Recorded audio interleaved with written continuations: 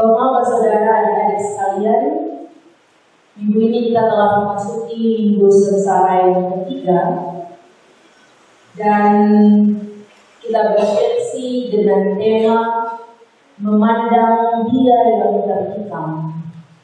Memandang Dia yang terhitam. Ada sebuah istilah yang tidak asing bagi kita, bahkan seringkali kita ucapkan atau kita dengar, dari mata turun ke hati. Ini istilah yang tidak asing dengan kita. Istilah ini seringkali dipakai oleh kaum muda-mudi. Tetapi kalau ditelusuri asal-usulnya, istilah ini faktor yang mempengaruhi istilah ini ada yang sangat beragam. Ada faktor religius, faktor agama, ada faktor tradisi sastra yang biasa kita pakai untuk menggambarkan sebuah hubungan yang romantis dari mata ke hati.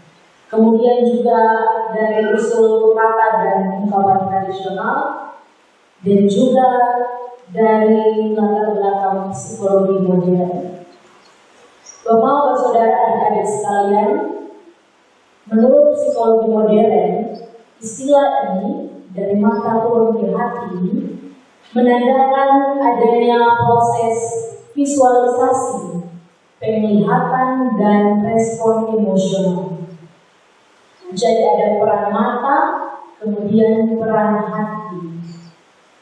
Dan kalau kita baca dalam kitab Amsal pasal 4 ayat 23, berkata, jagalah hatimu dengan segala kewaspadaan, karena dari situlah terpancar kehidupan. Ini menunjukkan bahwa peran hati emosional kita menentukan tindakan kita, menentukan perbuatan kita, menentukan sikap hidup kita. Sehingga hati erat sekali dengan perbuatan atau tindakan kita. Jadi dengan pengantar demikian kita bisa menarik dengan merah bahwa mata, hati, dan perbuatan kita itu adalah tiga hal yang tidak dapat dipisahkan. Tiga hal yang sangat berkaitan dan saling berhubungan. Bapak, saudara, adik-adik yang diberkati oleh Tuhan kita Yesus Kristus, bacaan Zakaria dan Injil Yohanes ini tidak asing bagi kita, dengan tema yang diambil dari bacaan yang sudah kita baca. Tertulis langsung di sana, memandang Dia yang terhitam. Ini merupakan bagian yang sudah dinubuatkan oleh Nabi Zakaria. Kitab Zakaria ditulis sekitar tahun 520 sampai 518 sebelum Masehi, jauh sebelum kelahiran Yesus. Dalam pasal 12, Nabi Zakaria memberikan nubuatan tentang Dia yang terhitam dan bagaimana suatu hari nanti Allah akan mencurahkan roh pengasihan dan roh permohonan atas bangsa Israel. Mereka akan memandang kepada Dia yang telah mereka tikam dan akan meratapinya seperti ratapan atas kematian anak tunggal. Nubuatan Zakaria ini menunjukkan bahwa pengorbanan Mesias bukanlah suatu kebetulan, rencana yang tiba-tiba, melainkan bagian dari rencana keselamatan Allah yang telah Allah tetapkan jauh sebelum dan dibuatkan oleh Nabi Zakaria, bahwa Mesias akan menderita, mati, dan bangkit untuk menebus dosa manusia. Bapak, saudara sekalian yang diberkati Tuhan Yesus Kristus, nubuat ini digenapi dalam diri Yesus Kristus. Bacaan yang kedua tadi melalui Injil Yohanes 19 ayat 37, kita melihat bahwa nubuat Zakaria ini digenapi oleh Yesus Kristus. Setelah Yesus Kristus mati di kayu salib, salah seorang prajurit menikam lambung Yesus dengan tombak. Yohanes mengaitkan peristiwa ini dengan nubuat Zakaria yang menegaskan bahwa Yesuslah yang Dia tikam, yang sudah sebelumnya dinubuatkan oleh Nabi Zakaria. Jemaat yang dikasihi oleh Tuhan kita Yesus Kristus, melalui kitab Zakaria ini, pasal 12 ayat 10 hingga ayat 14 yang sudah kita baca tadi, kita mendapati beberapa catatan. Yang pertama, dari ayat 10, kita bisa melihat bahwa ada inisiatif Allah. Ada inisiatif Allah dalam pencurahan roh. Ini semata-mata bukan kemampuan kita, bahwa ini menunjukkan kemampuan yang berasal dari Allah, bahwa karena Dia terpikir, itu adalah anugerah Allah. Kita tidak dapat mengandalkan kekuatan kita sendiri untuk mengalami perjumpaan rohani yang sejati dengan Kristus yang bersalib tanpa karya Roh Kudus dalam hati kita. Dan yang kedua, dari ayat 10 juga kita melihat bahwa ada pengakuan akan penderitaan yang disebabkan oleh manusia yang berdosa. Bahwa pada dasarnya karena dosa-dosa kita lah yang membawa Yesus tersalib. Dan yang berikut masih pada ayat ke-10, bahwa ada pertobatan dan penyesalan yang mendalam. Gambaran seperti menatapi anak tunggal dan menangisi anak sulung dalam bacaan kita tadi ayat 10 menunjukkan bahwa penyesalan yang mendalam dari umat Israel, yang kemudian diikuti dengan kesadaran dan respon yang tepat dalam pertobatan. Bapak saudara sekalian, ayat yang ke-11, nubuatan ini menekankan aspek komunal, persekutuan, komunitas dari pertobatan. Seluruh bangsa meratapi bersama bahwa pada dasarnya pertobatan sejati memiliki dimensi pribadi dan juga dimensi komunal atau komunitas. Ayat 12 hingga ayat yang ke-14 itu menunjukkan kepada kita partisipasi universal keseluruhan dalam meratapi. Ada pertobatan yang menyeluruh. Penyebutan berbagai keluarga dan bacaan yang sudah kita baca tadi menunjukkan bahwa pertobatan dan pengampunan itu mencakup semua lapisan masyarakat. Disebutkan ada keluarga kerajaan, ada Daud dan Nathan. Kemudian ada keluarga imam, Lewi. Kemudian ada keluarga orang biasa, Simei, dan segala kaum keluarga yang masih tinggal. Dan juga bukan saja pertobatan yang bersifat komunal, tetapi pertobatan setiap individu. Kita mendapati penyulangan kata tersendiri dalam bacaan itu, menunjukkan bahwa aspek pribadi dalam pertobatan. Bapak, saudara sekalian, menarik juga di sini bahwa ada kesetaraan pertobatan di hadapan Allah, bahwa ada penyebutan istri-istri mereka tersendiri di tengah-tengah konsep patriarki dalam Alkitab, khususnya Perjanjian Lama, disebutkan bahwa istri-istri mereka juga meratapi. Jadi ada kesetaraan di hadapan Allah. Bapak, saudara sekalian, dalam bacaan yang kedua Yohanes 19 ayat 37, kata memandang ini memiliki arti bahwa melihat tetapi dengan nuansa yang lebih dalam daripada hanya sekedar melihat. Jadi melihat dengan pemahaman, melihat dengan memahami, dan melihat dengan menyaksikan sesuatu secara signifikan. Bapak, saudara sekalian, ketika lampu Yesus ditikan, ini menunjukkan bahwa peristiwa ini benar-benar terjadi. Ada ruang yang tersebar bahwa dia hanya pingsan, dan ini menyaksikan bahwa memang benar-benar Yesus mati tersalib. Sebelum lampu Yesus ditikan, dia sudah mati. Bapak, saudara sekalian, darah dan air yang mengalir keluar itu melambangkan pembersihan dan kehidupan yang akan datang melalui kematian. Ini melambangkan bahwa pengenalan akan Kristus yang disalibkan itu harus ada pengakuan bahwa dosa kitalah yang menyebabkan kematian Yesus, sehingga perlu ada pembersihan melalui diri Yesus Kristus. Bapak saudara sekalian, saya akan menceritakan sebuah kisah. Kisah ini memberi pelajaran yang sangat mendalam dengan tema yang sudah diberikan, memandang kepada Dia yang tidak tertikam. Sebuah kisah yang mungkin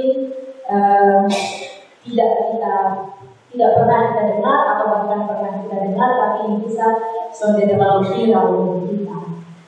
Bahwa dikisahkan di sebuah kota kecil di Eropa, ada seorang seniman yang bernama Henry. Dia cukup terkenal pada masa itu. Dia adalah seniman atau seorang pelukis yang terkenal. Suatu hari dia memutuskan untuk mengerjakan sebuah lukisan, dan dia ingin melukis penderitaan dan pengorbanan Kristus di kayu salib. Dan dia berkumpul berbulan-bulan. Dia mencurahkan segala hatinya, jiwa pada lukisan itu. Dengan dia meneliti sejarah, dia mempelajari detail-detail unsur dalam lukisan itu, bahkan dia juga menghabiskan malam-malamnya untuk berdoa, meminta tuntunan Tuhan untuk dapat menangkap esensi dari lukisan tersebut. Singkat cerita, ia telah menyelesaikan lukisannya, dan banyak orang berdatangan untuk melihat hasil lukisan tersebut. Lukisan yang menampilkan Yesus yang tersalib dengan detail yang luar biasa. Ada tetesan darah dari tangan dan kaki yang tertusuk paku. Kemudian ada mahkota duri yang menghiasi kepalanya, dan ekspresi wajah dari Yesus Kristus yang menggambarkan campuran antara penderitaan dan kasih yang tak terbatas. Bapak, saudara sekalian, pengunjung satu ada datang, dan dia adalah seorang pejabat yang kaya. Dia terkagum-kagum dengan hasil lukisan ini, dan dia bertanya kepada Henry, bertanya kepada sang pelukis itu, bahwa ini lukisan harga berapa lukisan ini? Karena dia mau beli dan dia mau pajang di rumahnya. Kemudian pengunjung kedua adalah seorang kritikus seni. Dia mulai mencermati dan menganalisis setiap goresan kuas, komposisi, warna yang disajikan oleh Henry tadi, dan dia mulai memberi komentar terhadap lukisan tersebut. Dia berkata bahwa lukisan ini sangat menarik karena dibuat menggunakan teknik yang sempurna. Kemudian datanglah pengunjung ketiga yang adalah seorang teolog. Dia mulai menjelaskan dan mengkonfirmasi tentang simbol-simbol yang terdapat dalam lukisan tersebut dengan pandangan teologi yang bersumber dari Alkitab dan doktrin-doktrin gereja. Ketika ketiga pengunjung ini telah pergi, maka datanglah seorang orang tertua. Dia mulai melihat lukisan itu. Dia cukup lama menatap lukisan itu. Kemudian air matanya mulai menetes. Henry mendekatinya, sang pelukis ini mendekatinya dan mulai bertanya, apa komentarmu terhadap hasil lukisan ini? Namun wanita tua itu tidak dapat menjelaskan. Bahkan dia harus membutuhkan waktu untuk menenangkan dirinya. Lalu dia berbisik dengan berkata, "Ya Tuhanku, betapa berharganya kasih-Mu kepadaku." Wanita ini mengalami perjumpaan pribadi dengan Kristus melalui lukisan yang dibuat oleh Henry. Malam harinya ketika dia pulang, dia menulis dalam buku harian bahwa hari ini aku telah belajar makna sejati dari memandang Dia yang tertikam. Yang lain melihat dari seni, yang lain melihat dari teknik pembuatan lukisan itu, Ada yang juga melihat teologinya, tetapi wanita tua ini benar-benar memandang Kristus. Ia tidak hanya melihat dengan matanya, tetapi dengan hatinya. Dan pandangan itu mengubah pola pikir, bahkan perbuatan. Jemaat yang terkasih, demikianlah kisah tersebut. Kita dipanggil untuk memandang kepada Kristus yang tersalib bukan hanya sebuah fakta sejarah, bukan hanya pada masa perayaan minggu sengsara, bukan hanya sebagai doktrin gereja yang harus kita ikuti, melainkan perjumpaan pribadi yang sanggup mengubahkan. Melihat bukan saja hanya melalui mata jasmani, tetapi melalui mata iman, mengakui bahwa Dia yang tertikam itu karena pelanggaran saya bahwa bersaudara adik-adik sekalian. Sehingga kita perlu merespon kasihnya itu dalam kehidupan kita. Bapak, saudara sekalian, ada dua pesan tentang Tuhan yang bisa saya bagikan untuk kita semua pada saat ini. Yang pertama, kita dipanggil untuk memandang Dia yang tertikam dengan iman. Tidak hanya sekali lagi melihat fakta-fakta historis, tetapi juga memandang dalam arti spiritual, memandang dari dalam kita. Melihat dengan iman siapa Yesus sebenarnya melalui karya penyelamatan pada kita, umat manusia ini. Yang kedua, kita dipanggil untuk merespon dengan pertobatan. Sikap yang seharusnya kita miliki dan hidupi terhadap pengorbanan Kristus adalah hidup dalam pertobatan, baik itu secara pribadi maupun dalam sebuah komunitas atau kumpulan orang-orang yang percaya. Seperti di awal pengetahuan saya tadi, istilah dari mata turun ke hati dan dari hati terpancar perbuatan kita. Begitu pula dengan memandang Dia yang tertikam, memandang Yesus yang tertikam. Jika kita hanya melihat atau memandang saja tanpa Dia sampai hati kita, turun ke hati kita, maka tidak akan ada perbuatan yang nyata. Tetapi juga jika kita hanya memandang Dia yang tertikam ini setengah-setengah, maka yang akan turun dari kita juga setengah-setengah. Dan dalam perbuatan kita pun setengah-setengah merespon kebaikan tersebut. Apalagi jika kita tidak pernah memandang Dia yang tertikam, memandang dalam hati, memandang dalam mata iman, menggunakan mata iman, bahwa kalau kita tidak memandang kepada Dia yang tertikam, tidak pernah memandang kepada Dia yang tertikam, maka tidak akan ada yang menyentuh sampai di hati kita, dan tidak akan ada perbuatan yang nyata sebagai respon iman kita terhadap karya pengorbanan Yesus Kristus itu. Bapak, saudara sekalian, tetapi jika sebaliknya kita memandang kepada Dia yang tertikam, Yesus Kristus yang tertikam, Juru Selamat yang tertikam itu dengan utuh, dengan kesungguhan, dengan iman, dengan hati yang sungguh, maka tentu hal itu akan menyentuh hati kita dan dengan jelas akan nyata dalam sikap dan perbuatan kita. Ingatlah dan selalu syukuri anugerah dan kasih Tuhan Yesus Kristus melalui pengorbanannya di atas kayu salib, sebab kita tidak dapat membalasnya melalui kebaikan-kebaikan kita, tidak dapat kita balas. Dan melalui nas pemimpin tadi bahwa oleh bilur-bilurnya kita menjadi sembuh. Hanya oleh karena Yesus Kristus kita dibersihkan, kita ditebus, kita diselamatkan. Yang bisa kita lakukan sekali lagi hanyalah dengan merespon kebaikan yang kehidupan melalui pertobatan yang sejati. Selamat berefleksi dalam masa raya sengsara ini. Kiranya kita dimampukan oleh Roh Kudus untuk bisa memandang Dia yang tertikam, supaya dapat mengubahkan kehidupan kita. Tuhan memberkati kita dengan firman-Nya. Amin.